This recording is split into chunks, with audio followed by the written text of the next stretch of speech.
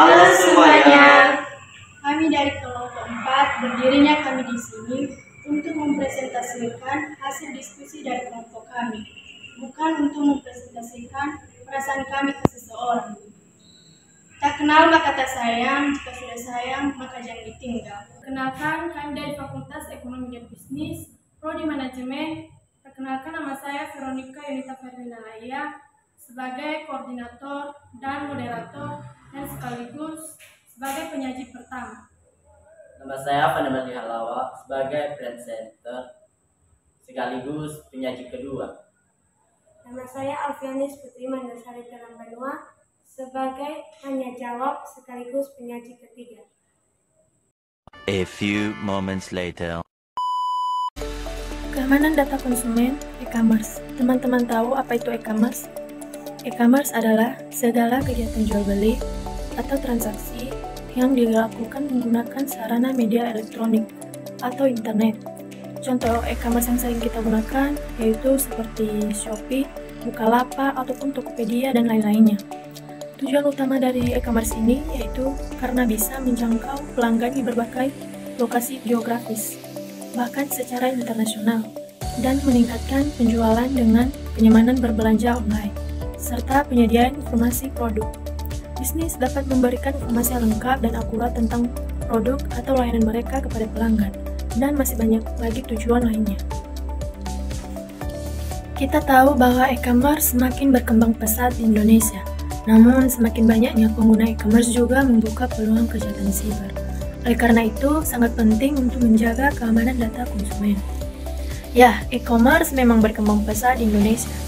Salah satunya pada masa pandemi, yang dimana banyak orang yang berbelanja melalui online.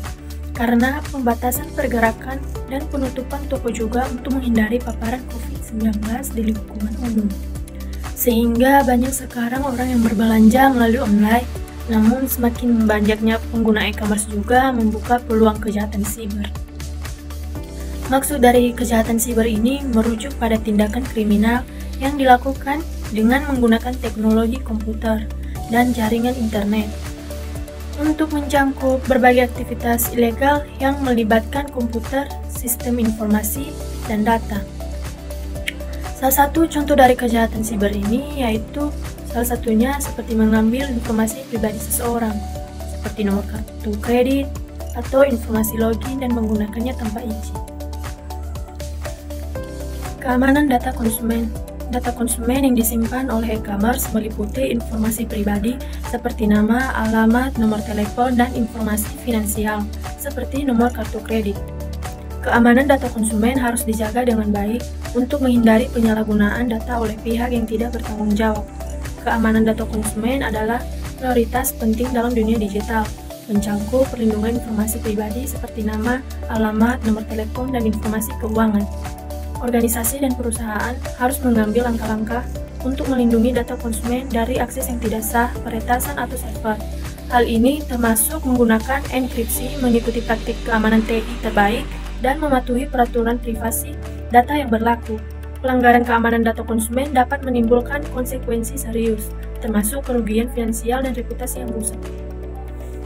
Ancaman keamanan data konsumen. Beberapa ancaman keamanan data konsumen yang perlu diwaspadai adalah hacking, phishing, dan malware.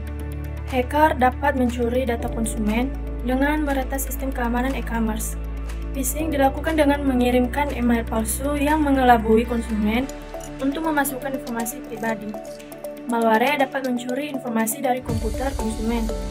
Ancaman keamanan konsumen dapat menimbulkan berbagai konsekuensi serius. Di antaranya yaitu 1. Kehilangan kepercayaan. Ketika data konsumen terungkap atau disimpan, hal itu dapat mengakibatkan hilangnya kepercayaan konsumen terhadap perusahaan atau layanan terkait. Kedua, penyalahgunaan identitas. Penyerang dapat menggunakan data pribadi yang dicuri untuk melakukan pencurian identitas, membuka rekening palsu, atau melakukan penipuan finansial. Ketiga, kerugian keuangan. Perusahaan dapat menghadapi biaya tinggi untuk mengatasi pelanggaran keamanan, seperti investigasi, pemulihan data, dan tuntutan hukum. Mengingat dampak serius yang mungkin timbul, penting bagi perusahaan dan organisasi untuk memprioritaskan keamanan data konsumen. Keamanan sistem e-commerce. Untuk menjaga keamanan data konsumen, e-commerce harus memastikan sistem keamanannya terjaga dengan baik. Beberapa metode yang dapat digunakan adalah enkripsi data, sertifikat SSL, dan sistem autentikasi 2 faktor. Selain itu, e-commerce juga harus melakukan pemantauan aktif terhadap sistem keamanannya. Keamanan data konsumen sangatlah penting. Ini mencakup langkah-langkah perlindungan data yang dilakukan oleh perusahaan atau organisasi untuk melindungi informasi pribadi konsumen dari akses yang tidak sah, peretasan, atau perlindungan. Beberapa aspek penting keamanan data konsumen diantaranya yaitu seperti kebijakan privasi, pentingnya password yang kuat, pentingnya update software, pentingnya edukasi konsumen, dan audit keamanan. Kebijakan privasi. Kebijakan privasi yang jelas dan transparan juga sangat penting dalam menjaga keamanan data konsumen. E-commerce harus menjelaskan dengan jelas bagaimana data konsumen akan digunakan dan dilindungi. Konsumen harus memberikan persetujuan sebelum data mereka digunakan kepentingan lain. Pentingnya password kuat. Password kuat adalah salah satu cara paling sederhana untuk menjaga keamanan data konsumen. Konsumen harus menggunakan password yang unik dan rumit, serta mengganti password secara berkala. E-commerce juga harus memastikan bahwa password yang disimpan di sistem terenkripsi dengan baik. Punya update software. Update software secara berkala juga sangat penting untuk menjaga keamanan data konsumen. E-commerce harus memastikan bahwa sistemnya selalu menggunakan versi terbaru, patchy terhadap kerentanan yang ditemukan. Konsumen juga harus mengupdate software pada perangkat mereka. Pentingnya edukasi dokumen. Edukasi juga penting dalam menjaga keamanan data.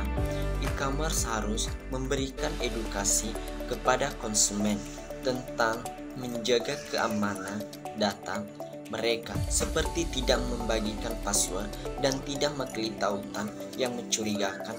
Konsumen juga harus diberilah informasi tentang tindakan yang harus diambil jika data mereka dicuri. Baik, terima kasih kesempatan yang diberikan kepada saya.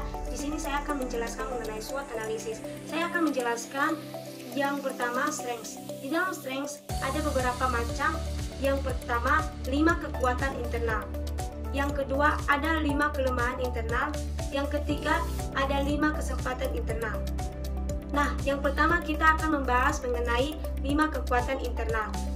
Yaitu yang pertama, keamanan jaringan.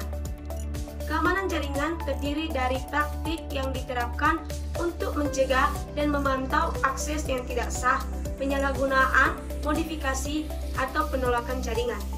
Yang kedua, kebijakan privasi. Dapat dilakukan mengatur mengenai kebijakan dan prosedur dalam mengumpulkan, menggunakan, dan menjaga data yang diperoleh. Penggunaan kebijakan privasi adalah dokumen hukum yang memberikan informasi kepada pengunjung situs tentang bagaimana bisnis mengumpulkan dan mengelola data pribadi yang sensitif dari setiap orang yang berinteraksi dengan bisnis tersebut. Yang ketiga, keamanan fisik. Suatu yang meliputi seluruh sistem serta meliputi tindakan untuk mencegah akses fisik yang tidak sah ke perangkat lain. Yang keempat, pelatihan karyawan, di mana sama proses mengajarkan pengetahuan dan keahlian seperti kepada karyawan semakin terampil dan mampu bertanggung jawab. Yang kelima, enskripsi data, yaitu metode pengubahan data menjadi sejumlah kode yang sulit diterjemahkan, sehingga data tidak bisa dibaca oleh sembarang pihak. Data yang telah dienskripsi dapat dibaca oleh si penerima dengan kunci-kunci tertentu. Yang kedua, ada 5 kelemahan internal. Yang pertama, sandi yang lemah. Sandi yang lemah dapat membuat data kita tidak aman, kebocoran, dan sandi yang lemah akan memudahkan untuk menebak dan menggunakan password untuk mengambil alih penggunaan akun. Yang kedua, kurangnya pembaruan sistem. Jika mengabaikan update atau tidak memperbaharui sistem, akan akan membuat software tidak mampu bekerja secara optimal karena masih memiliki error di dalamnya. Ketiga, kurangnya pelatihan karyawan. Dalam pelatihan, kalian dapat menimbulkan masalah seperti sering terjadi kesalahan dalam melaksanakan pekerjaan, tidak mampu menggunakan peralatan yang lebih canggih dalam bekerja. Keempat, keamanan data yang terendah. Jika keamanan data rendah, maka data mudah dihack dan akan terjadi kebocoran data dan peretasan sandi. Kelima, kebijakan privasi yang kurang jelas. Ini seperti identitas konsumen yang tidak jelas dari data-data. Ketiga, ada 5 kesempatan internal. Yang pertama, serangan phishing. Perlu kita tahu, phishing adalah upaya untuk mendapatkan informasi data seseorang dengan teknik pelabuhan data yang menjadi sasaran. Phishing adalah data pribadi, akun, dan finansial. Yang kedua, serangan DDoS. Serangan tersebut adalah menargetkan situs web dan server dengan mengganggu layanan jaringan yang bertujuan menghabiskan sumber daya aplikasi. Ketiga, serangan malware, yaitu perangkat lunak yang diciptakan untuk menyusup atau merusak sistem komputer server atau jejaring komputer tanpa izin.